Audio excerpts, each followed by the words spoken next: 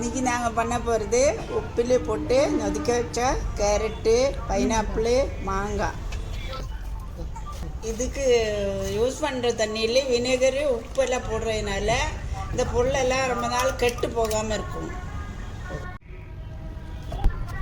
இப்படி உப்பில் போட்டு வச்சு சாப்பிட்றது குடலுக்கு ரொம்ப ஆரோக்கியத்துக்கு நல்லது. அதுவும் இல்லாமல் நம்ம சாப்பிட்ற சாப்பாடில் இருக்கிற வைட்டமின் கே, சி, பி எல்லாமே கிடைக்கிறதுக்கு இது உதவும். இது சாப்பிட்றதுனால ப்ளட் ப்ரெஷர் கம்மியாயிடும், எல்டிஎல் கொலஸ்ட்ரால் கம்மியாயிடும்.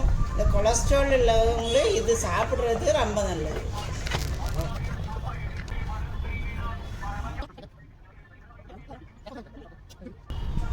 மிளகாய் இதுக்கு போடுறதுக்குன்னா ஒரு காரத்துக்கும் ஈக்கோலை பேக்டீரியா மாதிரி உள்ள ஒரு கிருமிகளை அழிக்கிறதுக்கும் தான்.